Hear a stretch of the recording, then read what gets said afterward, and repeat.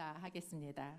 오늘 말씀 함께 읽도록 하지요. 사무엘상 21장 1절에서부터 9절 말씀입니다. 사무엘상 21장 1절서부터 제가 읽고 여러분이 읽고 교독하도록 하겠습니다. 1절. 다윗은 노브로 가서 제사장 아히멜렉에게 이르렀습니다. 아히멜렉은 다윗을 만나자 벌벌 떨며 말했습니다. 왜 혼자입니까? 왜 곁에 아무도 없습니까?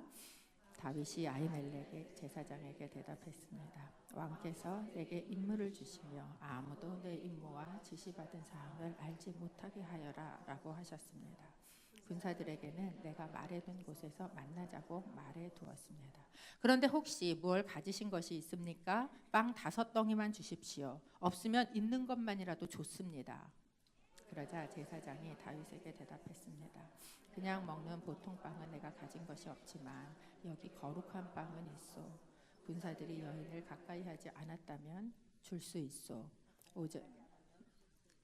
줄 수 있어. 다윗이 대답했습니다. 출전할 때마다 늘 그랬듯이 우리는 3일 동안이나 여인들을 멀리했습니다. 평범한 임무일 때도 군사들의 그릇들이 거룩한데 하물며 오늘 같은 때야 얼마나 더 깨끗하겠습니까? 그리하여 제사장은 다윗에게 거룩한 빵을 주었습니다. 여호와 앞에 차려놓았던 증설병 밖에는 다른 빵이 없었기 때문입니다. 이 빵은 그날 따뜻한 빵을 올려놓으면서 올려낸 것이었습니다. 그런데 그날 사울의 신하들 가운데 하나가 그곳에 있었습니다. 여호와 앞에 머물러 있던 그는 도액이라는 에돔 사람으로서 사울의 양치기들 가운데 우두머리였습니다. 다윗이 아히멜렉에게 물었습니다. 혹시 창이나 칼이 여기 있습니까? 내가 칼이나 다른 무기를 가져오지 못했습니다. 왕께서 9절 함께 읽습니다. 제사장이 대답했습니다. 당신이 엘라 골짜기에서 죽인 블레셋 사람 골리앗의 칼이 저기 천에 쌓여 에봇 뒤에 있다오. 원한다면 가져가시오. 그것 말고는 여기에는 칼이 없소이다. 다윗이 말했습니다. 그만한 것이 어디 있겠습니까? 내게 주십시오. 아멘. 저희 가슴에 손을 한번 얹고 말씀 듣기 전에 선포하겠습니다. 하나님의 말씀을 들을 것입니다. 하나님의 말씀에 능력이 있습니다. 그 말씀이 날 변화시킬 것입니다. 그 말씀이 날 새롭게 할 것입니다. 아멘. 한 영화가 있다고 생각을 해 보십시다. 주인공은 FBI 요원입니다. 그런데 어느 사건을 하나 맡아서 그 사건을 이제 막 수사를 하는데 이 배우가 심상치 않은 거예요. 이게 굉장히 큰 사건이구나라는 것을 이제 발견을 하면서 그 사건을 막 추적을 해 나가기 시작을 합니다. 그래서 그 사건을 추적을 해 나가다가 어느 사건 현장에 갔는데 그곳에 이미 내가 만나기로 했던 증인이 죽어 있는 거예요. 그리고 그 동시에 갑자기 기다렸다는 듯이 FBI가 쳐들어오기 시작을 합니다. 그리고 순식간에 살인자로 몰리기 시작을 해요. 그러니까 이 사람이 어떻게 합니까? 거기에서 일단은 도망쳐야 되겠다. 그리고 거기에서 막 도망쳐 나옵니다. 그리고 숨이 차게 어디로 가요? 일단 집으로 막 갔겠지요. 집으로 가서 자기 필요한 것을 막 꾸리면서 자기 가까운 사람하고 통화를 합니다. 아마 자기의 상관이었겠지요. 지금 제가 이런 걸 수사를 하다가 이런 공경에 빠졌습니다. 전화를 한 지 5초 만에 헬리콥터가 뜹니다. 그리고 이 집에 갑자기 총알이 난무하기 시작을 해요. 그리고 그 가방을 정신없이 챙겨 들고 그동안 훈련됐던 그 훈련으로 막 지붕을 타고 그리고 그 아파트에서 도망을 나가서 가기 시작을 합니다. 그리고 그 다음부터는 계속 쫓기기 시작을 해요. 그리고 아무도 믿을 수가 없어요. 이 땅에 도대체 내가 믿을 사람이 어디 있나? 아무도 도움이 되지 않고 마지막으로 가장 친했던 친구 한 명하고 연락이 닿았는데 그 친구가 해주는 이야기는 뭐예요? 친구, 아무도 믿지 말게. 이렇게 이야기를 합니다. 그리고 그 다음에 등장하는 그 영화의 소리는 어떤 소리겠어요? 이 사람이 도망가면서 이런 그 숨가쁘게 도망가는 그 소리만 스크린을 가득 채우는 무슨 영화냐? 몰라요. 그냥 저희가 이런 류의 영화를 사실 많이 보시지 않았습니까? 어디선가 한 번은 봤음직한 도망자 또는 추격자 아니면 음모설, 알고 보니까 내가 그렇게 신뢰했던 나의 상사가 그 사건에 숨겨진 배우였고 뭐 이런 식의 그 이야기들을 그런 영화들을 저희는 사실 많이 접합니다. 아마 지금 다윗의 상황이 그때 숨이 차게 도망가고 있었던 이 영화 속 주인공하고 너무나 똑같은 상황 가운데 있었다라는 거예요. 이 다윗이 자기 집에 갔다가 집에서 이제 집은 조금 숨으려고 집으로 갔는데 그 집으로 사울이 누구를 보냅니까? 군사들을 체포영장을 동원해서 보내지 않습니까? 그러니까 자기 집에서 문으로 나오는 게 아니라 자기 아내가 침대에다가 다윗 대신 막 이렇게 우상 같은 걸 집어넣어 숨겨놓고 다윗은 창문을 통해서 도망쳐요. 마치 그 집에서 도망치는 도망자처럼. 그렇게 집에서 도망 나오면서 다윗이 불렀던 노래가 있습니다. 그게 뭐냐면 시편 59편 3절이에요. 저희가 좀 함께 읽어볼까요? 시작. 오 여호와여 보소서, 그들이 내 영혼을 해치려고 숨어서 기다립니다. 내 범죄 때문도 아니고 내 죄악 때문도 아닙니다. 힘 있는 사람들이 나를 해치려고 모였습니다. 이 시편 59편은 그 순간에 다윗이 지었던 노래입니다. 어때요? 공권력, 힘 있는 자들, 그냥 그 배후에는 누가 있습니까? 사울이 있지 않습니까? 그 당시에 가장 큰 권력자, 왕인 사람, 그 공권력을 동원해서 지금 나를 마치 이렇게 쪼아오듯이 그 도망자의 목숨을 쪼아오는 그 FBI의 정보력처럼 모든 정보력을 동원해서 지금 다윗을 쫓아오고 있는 상황입니다. 뿐만 아니라 모든 경찰서에는 현상 수배범으로 다윗의 사진이 깔렸어요. 아마 중간중간에는 차를 세워놓고 뭐 하고 있어요? 불심 검문을 하면서 이 다윗의 사진을 들고 찾고 있었을 것입니다. 그리고 이제 그 한 명의 친구 요나단을 만나서 이 사건의 배후가 누군지를 알게 됐어요. 그게 누구였어요? 당시에 왕, 대통령이었던 사울이 결국 이 모든 사건의 배후에 있구나 라는 것을 알고 도망을 이제 떠나기 시작을 합니다. 어디로 가야 될까요? 이제 더 이상 궁으로 갈 수도 없고 더 이상 집으로 갈 수도 없어요. 어디로 가는가? 이 다윗이 사실 사무엘에게 갑니다. 그러나 그것도 안전하지 않았어요. 이제 다윗은 사실은 광야로 나가기 시작을 합니다. 그리고 다음 달에 저희가 나눌 말씀들이, 그래서 제목이 광야에서 부르는 노래예요. 이제 다윗의 유명한 광야의 삶이 시작이 되기 바로 직전, 다윗은 어디로 가는가? 성소로 갑니다. 21장 1절 2절 저희가 좀 같이 읽어볼게요. 시작. 다윗은 노브로 가서 제사장 아히멜렉에게 이르렀습니다. 아히멜렉은 다윗을 만나자 벌벌 떨며 말했습니다. 왜 혼자입니까? 왜 곁에 아무도 없습니까? 다윗이 아히멜렉 제사장에게 대답했습니다. 왕께서 내게 임무를 주시며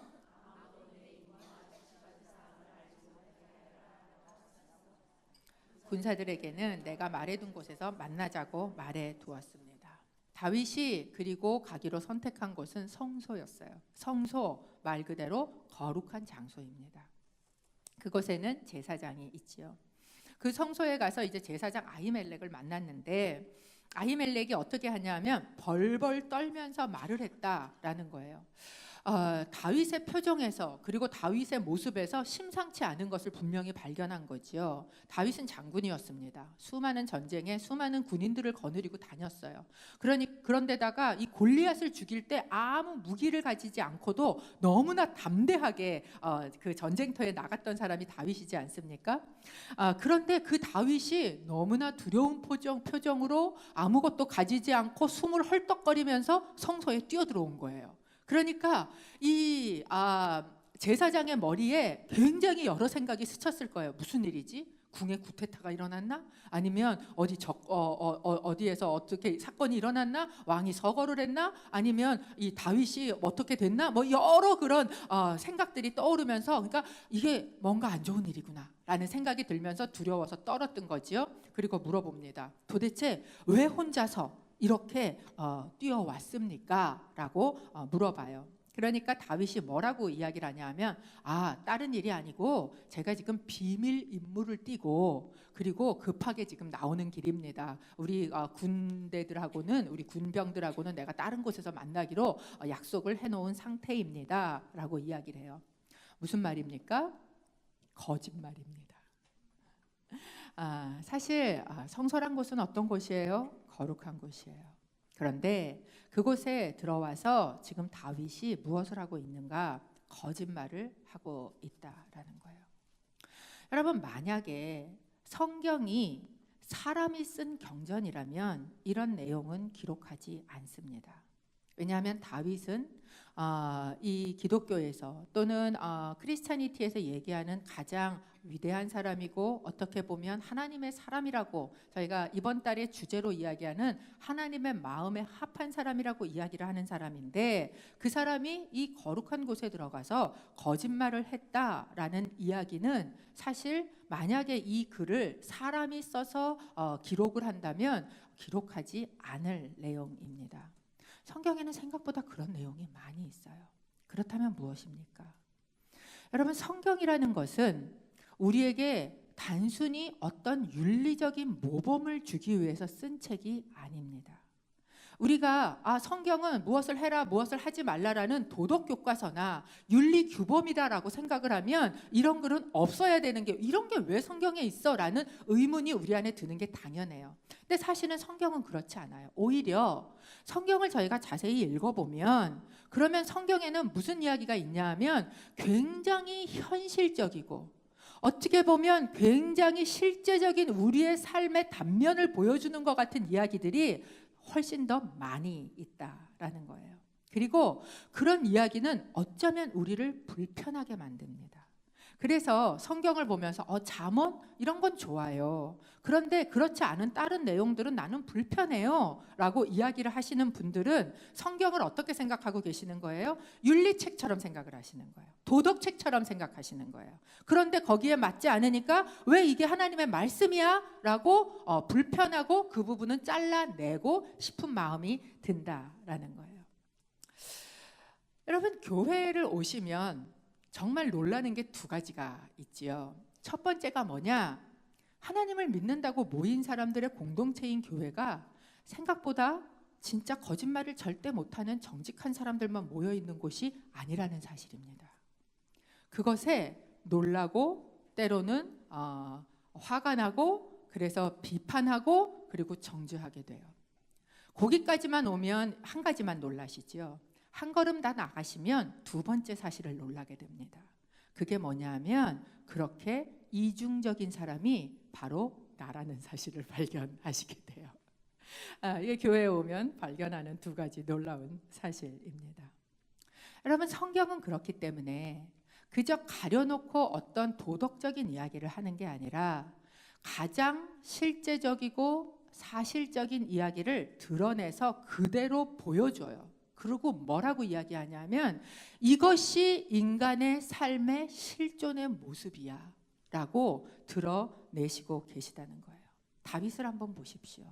여러분, 다윗은 정말 그 소년 때에 전쟁이라는 걸 한 번도 치러보지 못하고 그저 들에서 양만 치고 있었을 때에도 골리앗 앞에 나가면서 당당하게 대담하게 믿음의 선포를 하고 나간 사람이에요. 전쟁이 칼과 창에 있지 않다고 믿었던 사람입니다. 수많은 전쟁터를 지나오면서 사울은 천천히요 다윗은 만만이라고 그 많은 사람들을 죽이는 그런 전쟁을 치르면서도 다윗은 하나님이 함께 하셨기 때문에 뭐 했어요? 지혜롭게 행할 뿐만 아니라 승리를 가져오는 그런 일들을 했던 사람이 바로 다윗이에요. 그런데 지금 사울이 자기를 죽이려 한다는 이 사실에 한없이 나약해지고 한없이 두려워지고 그리고 뭐예요? 이 거룩한 곳에 와서 거짓말을 하는 그런 모습이 되었다라는 것을 있는 그대로 저희에게 보여주고 있습니다.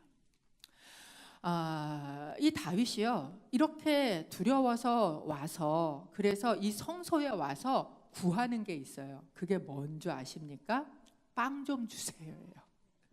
배가 고픕니다. 빵 좀 주십시오. 혹시 빵이 있으십니까?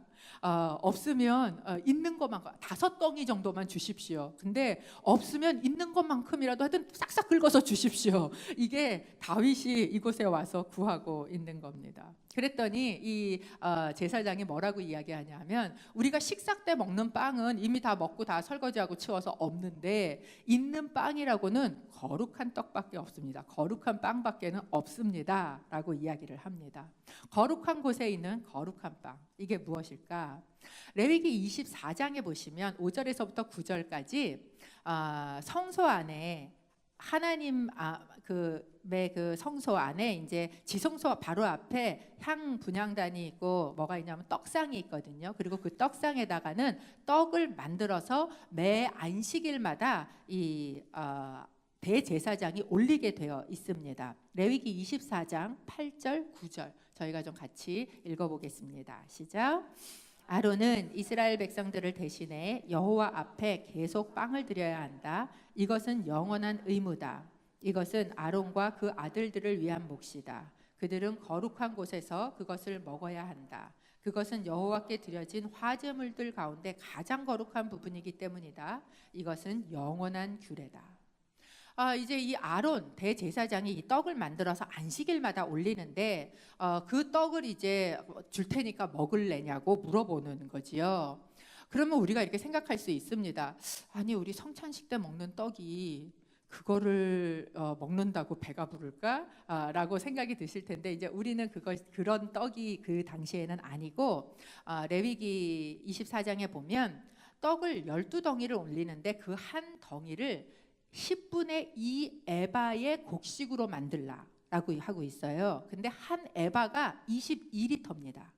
그러면 이 22리터의 곡식은 쌀로 치면은 이만한 대박으로 한 12대 정도 돼요. 그러니까 10분의 2 에바면 이 쌀이나 이런 밀가루와 같은 가루가 몇 대가 들어가는 거냐 하면 한 3대 정도. 그러니까 이만한 곡식 3대를 가지고 만든 떡이면 얼만큼 크겠어요? 그 정도의 빵을 이렇게 만들었으니까 굉장히 두툼하고 큰 떡덩어리입니다. 빵덩어리죠. 그것을 이제 각 지파별로 해서 6개씩 2줄로 해갖고 12개를 안식일마다 제사장이 올리는 거예요. 그리고 안식일이 다시 그 다음 안식일이 되면 새로운 떡을 만들어서 그것을 거기에다가 올리고 그 오래된 일주일이 지난 빵을 끄집어내 오는 거죠. 그게 남아 있다는 거예요. 그러니까 이제 안식일이 지난 지 얼마 되지 않은 것 같습니다. 그리고 이것은 뭐라 그러셨냐면 하나님께 드리는 화제물 중에 가장 거룩한 것, 즉 제단에서만 있었던 게 아니고 어디까지 들어가요? 제사장만 들어가는 성소에까지 들어가서 바로 하나님의 지성소 앞에 놓여졌다가 나온 빵이기 때문에 가장 지극히 거룩한 것이고, 그것은 제사장만 먹어야 한다라고 규례를 이야기를 하셨습니다. 이거는 일반인은 먹으면 안 된다라는 이야기죠. 근데 사실 따지고 보면 일반인은 줘도 싫을 거예요. 일주일 밖에다 놨었던 빵 주면 좋으시겠어요? 그러니까 따뜻하지도 않고 딱딱하게 굳은 이제 그 빵인 거지요.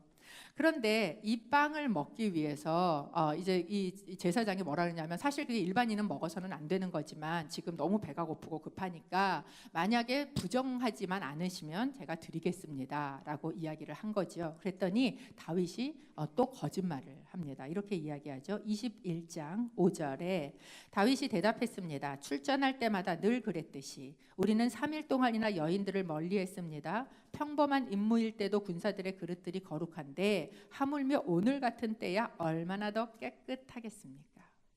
지금 이 비밀 임무는 굉장히 중요한 임무이기 때문에 이전에 보통 일상적인 임무를 할 때도 우리가 전쟁에 나가기 전에 몸을 거룩하게 구별하고 예배를 드리고 이루고 나가는데, 지금 우리가 얼마나 더 거룩하겠습니까? 라고 이야기를 하는 거예요. 성결이라고 이야기, 이제 그 개역에 보면 성결, 거룩하고 깨끗하다라는 단어이지요. 여러분 한번 생각해 보십시오. 거룩한 곳에서 거룩한 사람을 만나서 거룩한 떡을 먹으며 거짓말을 하고 있어요. 그것이 지금 다윗의 모습입니다. 그리고 그 다음에 더 나가서 이제 요청을 합니다. 떡을 먹고 나더니 이렇게 이야기를 합니다. 아마 이걸 주니까 이 딱딱한 빵을 막 이 다윗이 허겁지겁 먹었을 거예요. 아마 오면서 아무것도 먹지 못하고 무섭게 이렇게 달려왔겠지요. 그리고 그것을 먹고 난 이후에 뭐라 그러냐면 무기가 있습니까? 또 이러고 물어보는 거예요. 21장 8절입니다. 함께 읽어볼까요? 시작. 다윗이 아히멜렉에게 물었습니다. 혹시 창이나 칼이 여기 있습니까? 내가 칼이나 다른 무기를 가져오지 못했습니다. 왕께서 시키신 일이 너무 급해서 말입니다. 내가 너무 급하게 나오느라고 칼을 놓고 왔습니다. 여기 혹시 무기가 없습니까? 라고 물어보는 거죠. 그러니까 뭐라 그럽니까?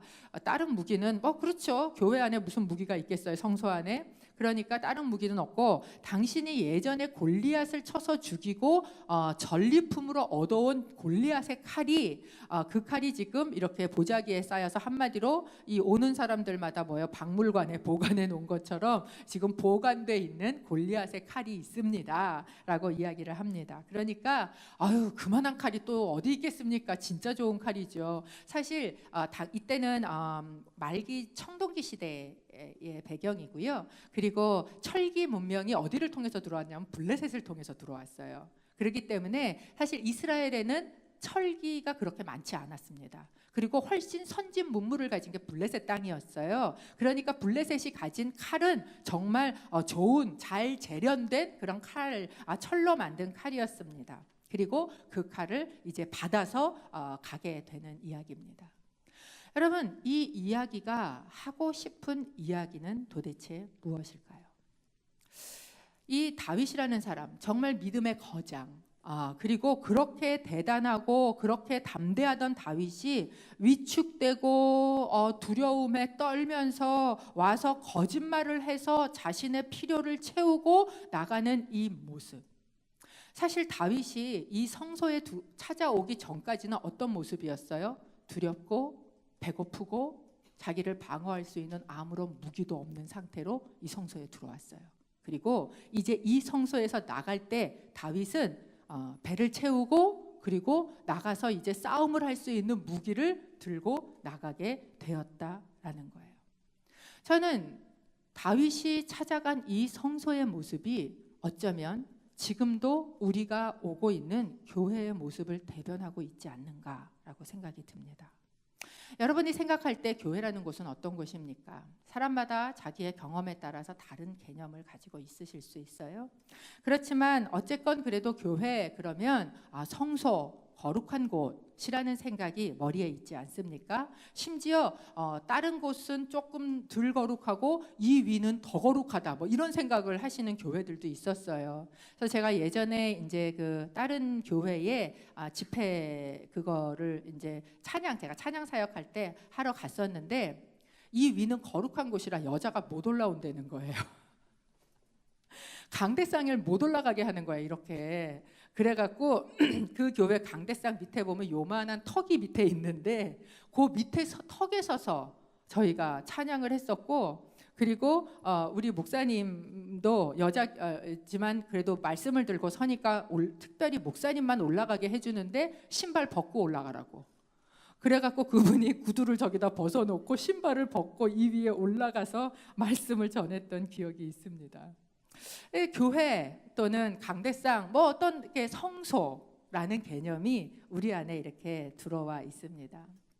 그렇다면 교회라는 곳은 어떤 곳입니까? 우리가 생각할 때 그래도 좀 좋은 옷을 차려입고 그리고 큰 소리 내면 안 되고 교회에서 어디 거룩한 교회에서 뛰어 막 이렇게 애들을 야단 맞기도 하고 경건한 듯이 걸어야 되고, 그래서 이제 저희 예전에 교회 예배당 본당 안에 드럼이 들어오지 못하게 하셔가지고 장로님들이 드럼이 없었던 그런 적도 사실 있었습니다. 그래서 조용히 걷고 거룩하게 이야기하고 그리고 묵상하며 말씀을 묵상하며 그러면서 다녀야 되는 것이 교회인가? 물론 그런 거룩이 있을 수도 있지요. 그렇기 때문에 이 교회라는 생각을 우리 안에 할 때 이 교회는 굉장히 더 도덕적이고 굉장히 더 윤리적이어야 된다는 생각을 하게 됩니다. 그리고 틀린 생각이 또한 아니기도 합니다.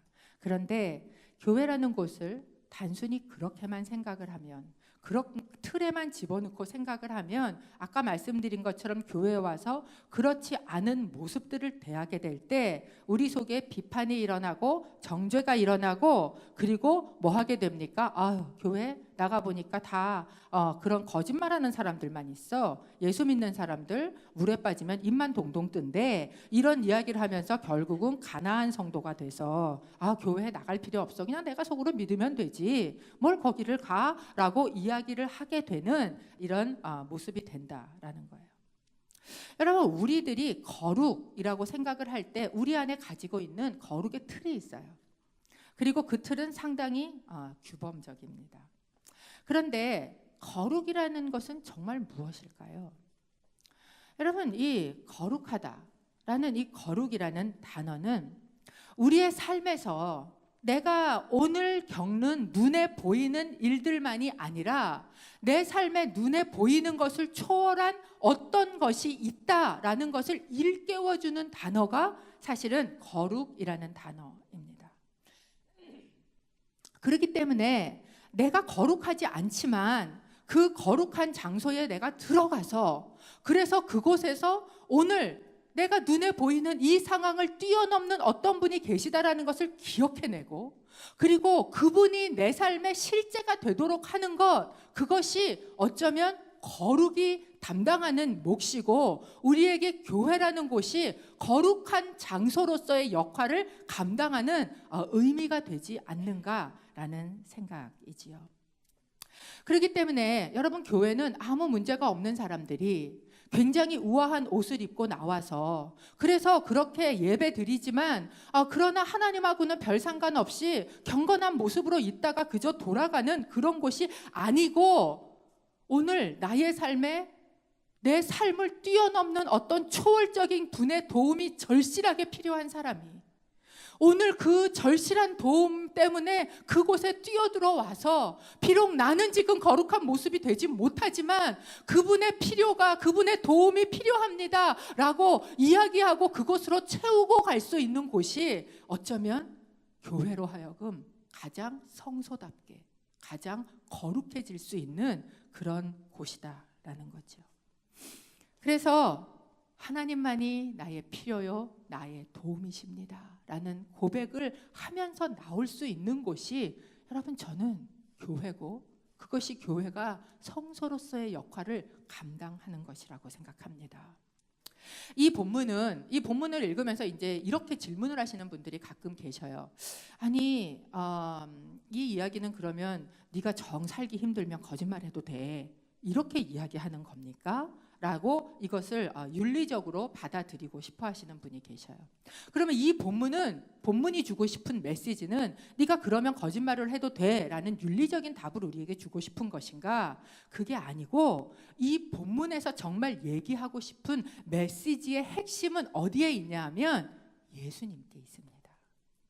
이 사건을 예수님께서 마태복음 12장에 한번 언급하셨어요. 언제 언급을 하셨는가? 마태복음 12장 1절에서 2절 저희가 좀 같이 읽어보겠습니다. 시작. 그 무렵 안식일에 예수께서 밀밭 사이로 지나가고 계셨습니다.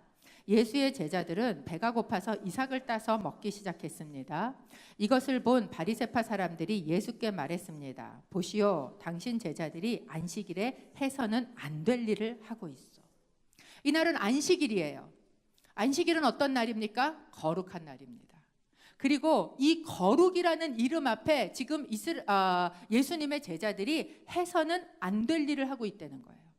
유대인들에게는 이 안식일에 해도 되는 일과 하면 안 되는 일이 있었어요.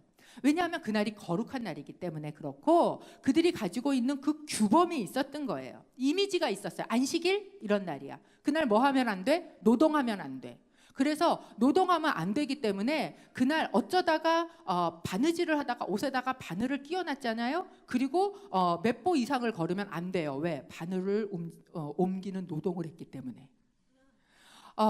그 정도로 이들이 가지고 있는 규범이 있었어요. 이삭을 배가 고파서 먹는 거는 돼요. 이삭을 먹는 건 돼요. 그런데 이 이삭을 손으로 비볐단 말이죠. 지금 제자들이 그건 뭐 한 거예요? 탈곡을 한 거예요.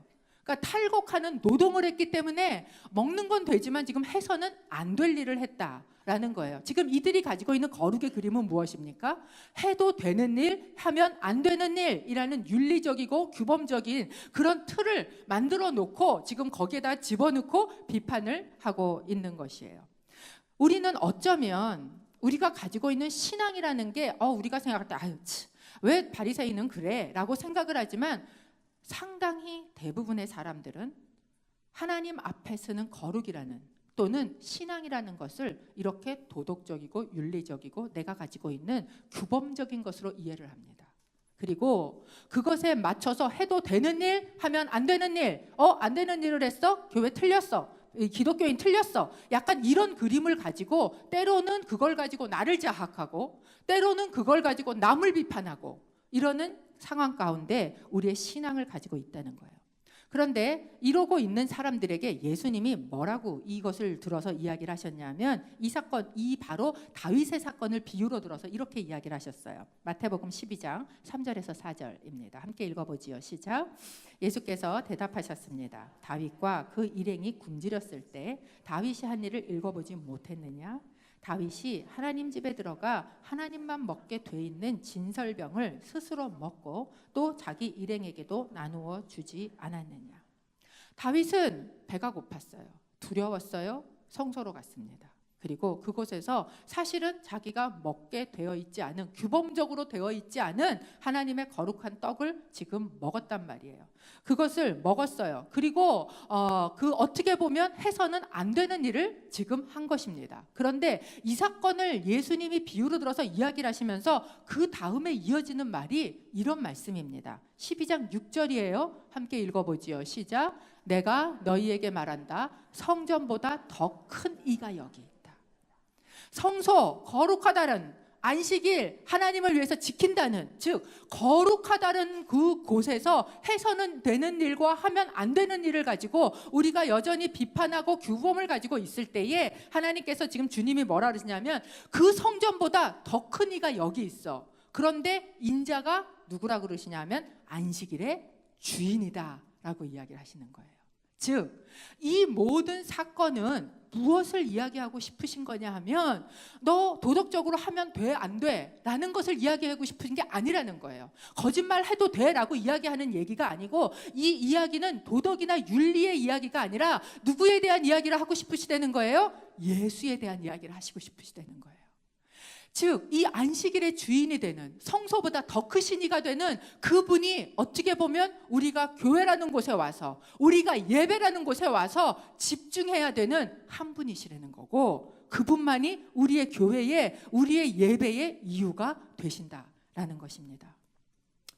여러분 다윗이요 그곳에 와서 지금 어떻게 보면 해서는 안 되는 일 그걸 통해서 그가 얻게 된 것이 무엇이에요? 다윗의 삶에 필요로 했던 빵과 다윗의 두려움에서 그를 보호할 칼이었어요.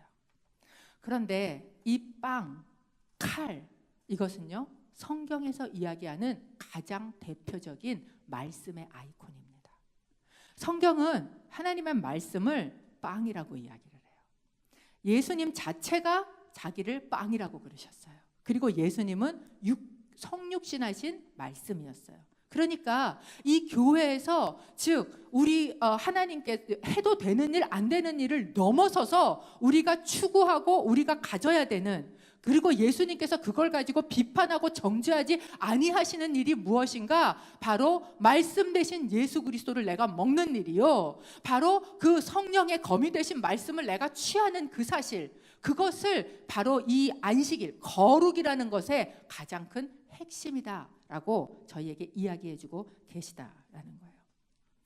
여러분 이 말씀은요 오늘 우리를 살리는 것입니다.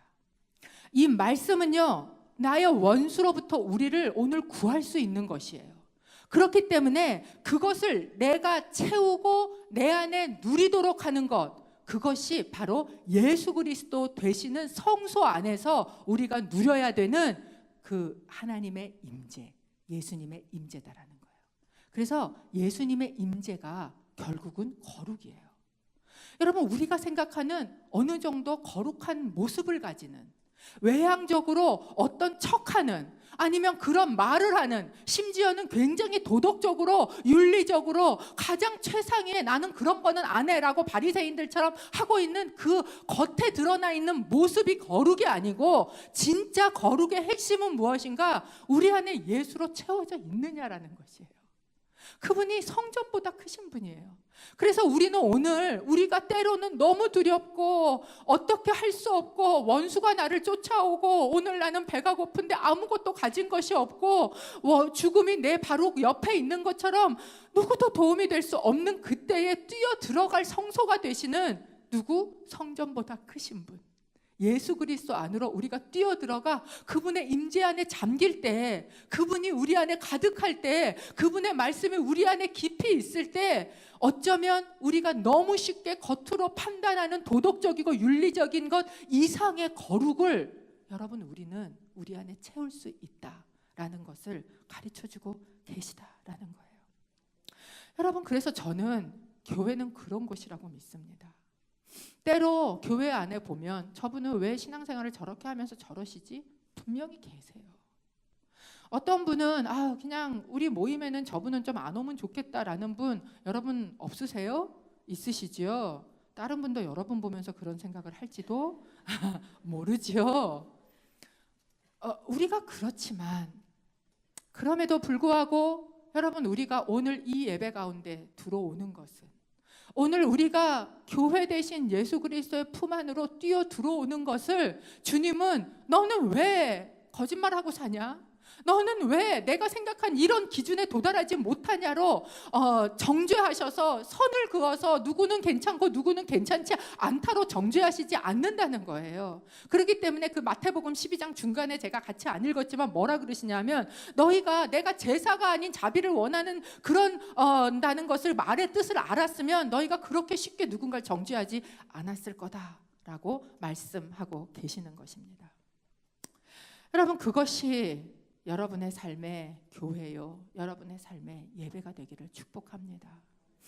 오늘 저희 본문에 등장하는 다윗은 우리가 흔히 예배에 나오는 크리스찬의 모습하고는 판이하게 달라요.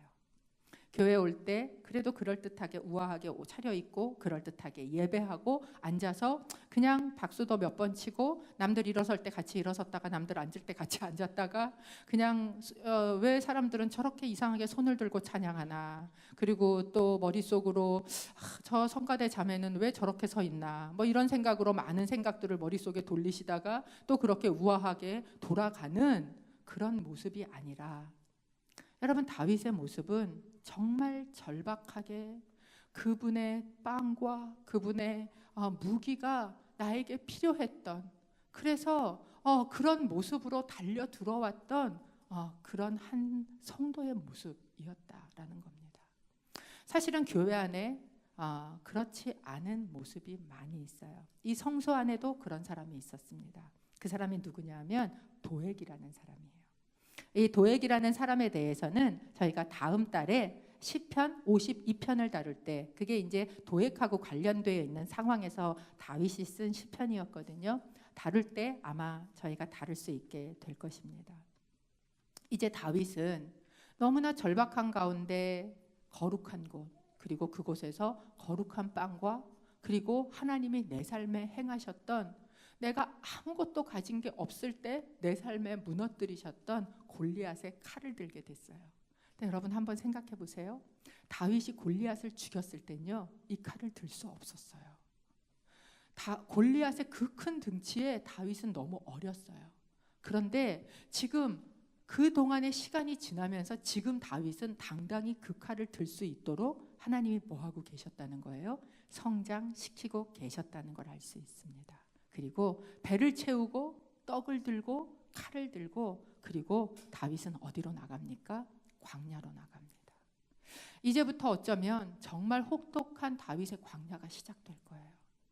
이 혹독한 다윗의 광야가 시작되기 전에 다윗에게 정말 필요했던 곳은 어디냐? 하나님의 임재의 자리, 성소였습니다. 그랬기 때문에 어쩌면 다윗이 이후에 그 광야에서 이 주옥과 같은 노래를 부를 수 있었던 이유도 무엇인가? 여기서 먹었던 예수라는 떡이에요. 여기서 가졌던 성령의 검이에요. 그리고 다윗은 광야를 향해서 걸어 나가게 되었다라는 겁니다. 여러분의 삶에 광야길이 시작되고 계세요. 다윗과 같은 그런 광야길이 여러분 가운데 분명히 있으실 수 있습니다. 어쩌면 내 삶에 나는 이런 건 생각하지 않았는데 왜 나한테 이런 일들이 주어지지? 내가 과연 이것을 넘어갈 수 있을까? 이 문제들을 내가 지나갈 수 있을까? 그리고 이 문제들은 과연 하나님이 나를 돌보시고 있다는 의미인가? 아니면 나를 잊어버리셨다는 의미인가? 라는 그런 너무나도 두렵고 절박한 상황 가운데 있으실 수 있지만 여러분, 이 자리, 하나님의 임재의 자리 가운데 나온 여러분에게 오늘 예수께서 너는 내 빵을 먹으라라고 말씀하시는 거예요. 나를 먹으라는 거예요. 내 임재 가운데 있으라는 거예요. 내가 너에게 주는 그 칼을 들으라는 거예요. 그래야만 너는 그 광야를 걸어갈 수 있다라고 말씀을 하시는 겁니다.